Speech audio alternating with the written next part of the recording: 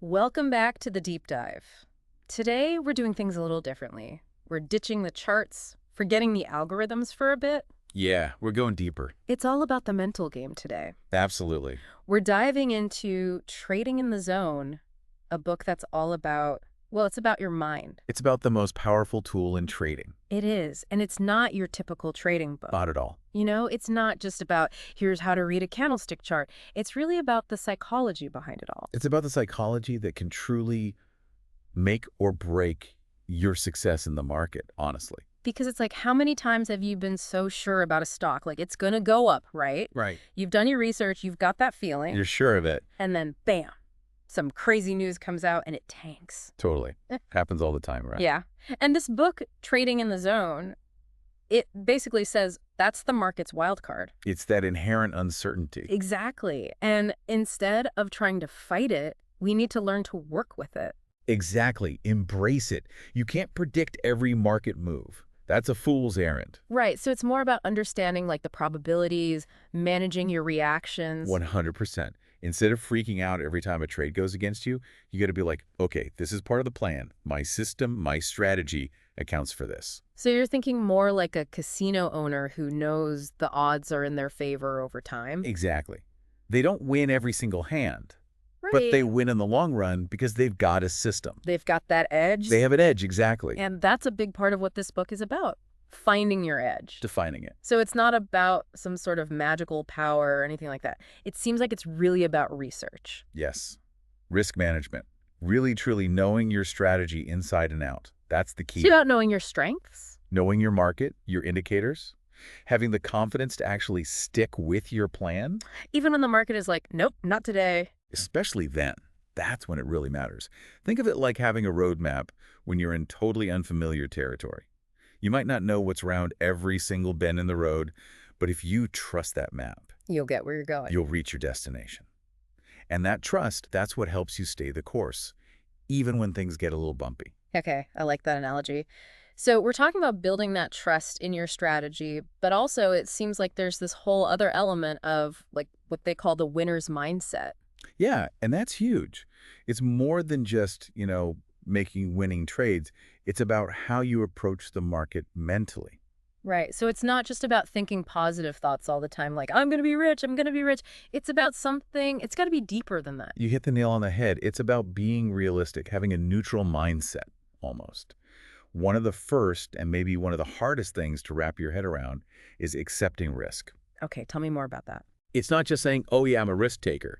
It's about truly understanding and accepting the possibility of loss as just part of the game. Accepting those losses, that's tough. It's not easy. But then you're saying there's this other layer, this detaching from the outcome, right? Right. How do you even do that? It seems like you'd have to be like some kind of, emotionless trading robot. It's not about like pretending you don't have emotions. Oh. You're human, right? Right. It's more about not letting those emotions make your decisions for you. Okay, so how do you like separate the two? You acknowledge that, okay, I can control this. I can control my process. You do your analysis. You manage your risk. Right. But that outcome, whether you win or lose on that trade, Yeah. that's the thing you can't control. Okay, so it's like saying, I've done my homework, I followed my plan, now whatever the market does, it does. Yeah, basically. It's accepting that, which, believe me, I know it's easier said than done, but it can really help you stay objective. The book, it really stresses this whole idea of taking responsibility for the decisions that you make. Okay, so not the outcome, but the decisions. Exactly. Ah. Because you can't control those outcomes. Right, and that's the thing a lot of people struggle with. For sure. Look, the market's going to do what the market's going to do, right? Right, because if you blame the market for your losing trade, Yeah. it's like blaming the weather for like a rained out picnic or something. Exactly. It's not personal. You just got to accept that that's the nature of the beast. Or the market, as it were. Right. Speaking of things we can't control, the Huck, it really digs into these two big emotions that can really mess with your trading. I'm talking about fear and greed. Oh man, those two are like the siren song of bad trades. Right. Sterling. They really are. Because fear has you selling everything the second the market dips a little. All right. And then greed has you chasing after every single hot stock tip you hear, even if it makes absolutely no sense for your strategy. 100%. Like Yeah. they're always there, Yeah, lurking. in the back of your mind. Yeah, just waiting for the chance to totally sabotage all those well-made plans. So how do you silence those voices? Does it give you some kind of mental trick? Well, it goes back to having that really strong trading plan. Okay, so that's your what, like your set of rules, your North Star. It's like your guiding light when the market gets stormy, yeah. Because I guess when you have that plan, when you really trust it, you're not as likely to panic and sell everything when the market takes a dip, Right. Or jump into something super risky. just because it sounds exciting. Exactly. You've heard of having a budget for your money, right? Right. It's kind of the same idea. Your plan, it helps you think clearly. So you can make rational decisions. Yes. Even when you're tempted to do otherwise. Mhm. And, this kind of ties into another really big concept from the book, this idea that the market itself, it's neutral. What do you mean? I mean, it's not out to get you. It's not trying to make you rich either. Right. It just is. It's like that old saying, the market doesn't have to make sense. Exactly. It can be totally illogical sometimes. It can be driven by like emotions and events and all these things that just don't make any sense. And that's exactly why if you're sitting there trying to outsmart it or predict every little move, Yeah. you're going to get burned. The book, it suggests a different approach. You did. It's about learning how to read those signals, Okay. managing your risk, like we were talking about, and trusting your process. You gather the clues, you look at the evidence. It's like you're a detective or something. That's a great way to put it. You Yeah. can't control the crime, but you can solve it. You Yeah. can come up with your best response. Okay, I like that. Now, we've talked about some of the things that can go wrong in trading, like the emotional stuff. Right, the fear, the greed. But what about like some of those other psychological things that can trip traders up? Does it go into that at all? Oh, absolutely. It talks about things like being afraid of making the wrong move.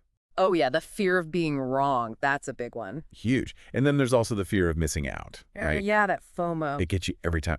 Or even the opposite, Which is, like being afraid of leaving money on the table. oh, yeah, I know that one. Like when you hesitate to sell a winning trade because you just know it's going to keep going up. And then, of course, there's the big one, Let me guess. The fear of loss. the one and only. It's completely understandable, right? So you're not just throwing your hands up saying, well, I messed that up. You're like, okay, what can I learn from this? Exactly. You use it to get better, to fine-tune your edge. It's like they say, you learn more from your mistakes. Then your successes, Mm. 100%. And in trading, it's so true. Yeah. Every trade, win or lose, it's information. It's a chance to learn and grow as a trader. It's like the market's giving you feedback, right? Yeah, exactly. And the more you pay attention to that feedback, the better you get. This isn't just about making a quick buck, is it? No. This is about the long game. It's about building something that lasts. And that's what I really like about this book. It reminds you that trading, it's a journey. It's not a destination. It's not like, oh, I'm going to get to this certain amount of money and then I'm done. No, it's about constantly learning and adapting. It's about constantly working on that mental game. Yes, because that's where the real edge is. It's all in your head. It starts there, for sure. It's about knowing yourself, Knowing your strengths, your weaknesses. all of it, and then having that discipline.